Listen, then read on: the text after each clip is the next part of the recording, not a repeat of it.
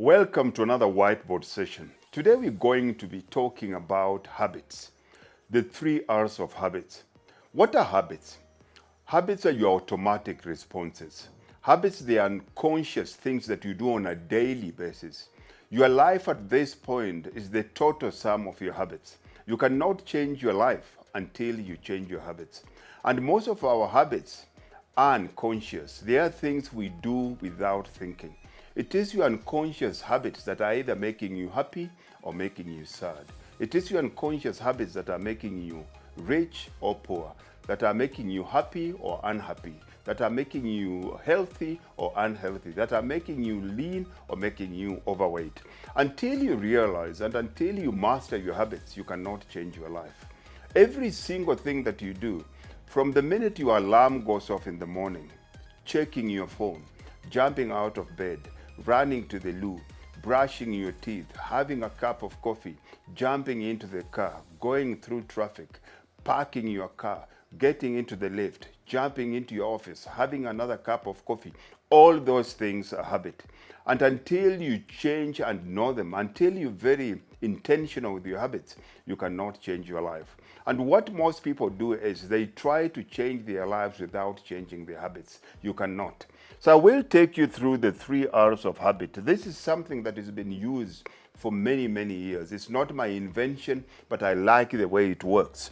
The 3 R's of habit is simple. It's a very simple thing to understand. I will use this as your life. And at the top here, we have the first one here. And the first R is what we call a reminder. This is more or less a trigger or a cue. What triggers you to do the things that you do? And the easiest way we can use here, we can use something like a phone. When your phone rings, that is a trigger.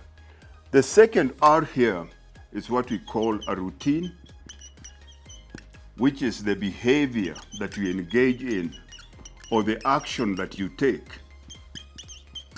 And of course, the third one here is what we call your reward. These are the perks that you get. So let's use a very easy example. Your phone rings. That ringing is a reminder. You look at your phone. You walk towards your phone. You pick up your phone. What is the routine? The routine is you press the green button, you answer the phone. What is the reward? The reward here is you either like the message or you like the person that is calling the phone or you don't. So you either get a good feeling or you get a bad feeling. And then it goes cycle here.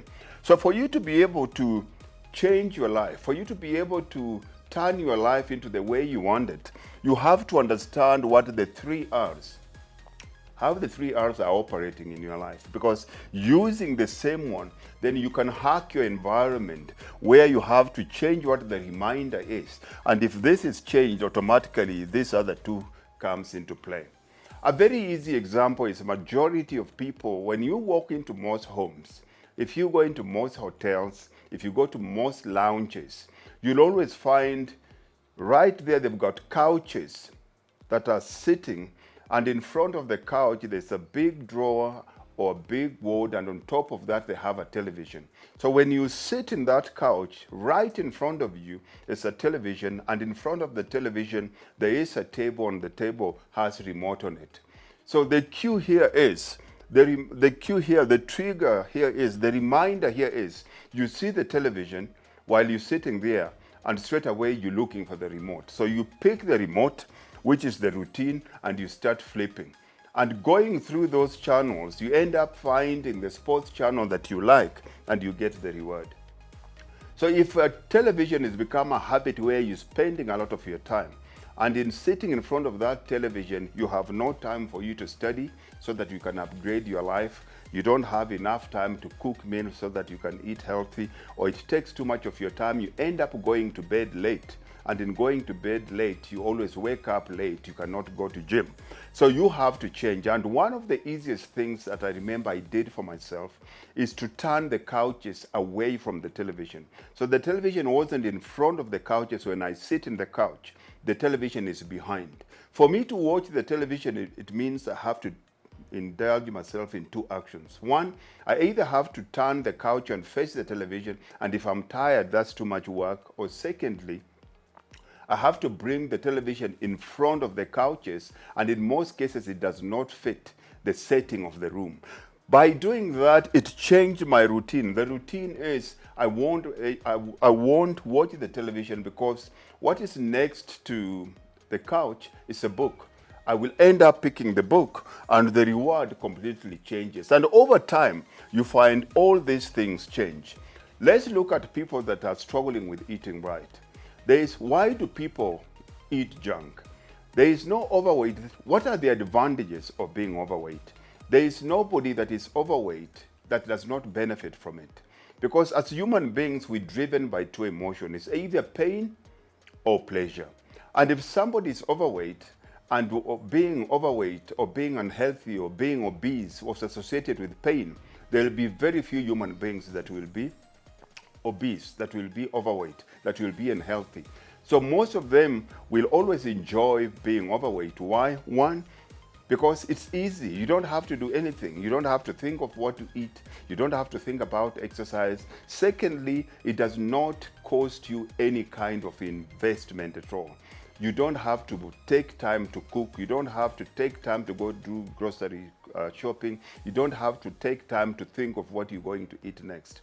The third thing here is convenient, because you eat whatever you feel like, when you feel like, and it's convenient for your life. It saves you time. Now, until we change those things, life can't really change. So if we're going to use the 3 R's here in terms of the trigger, we have to remember, why are you not getting to gym? Why are you not losing weight? Why are you not making enough money?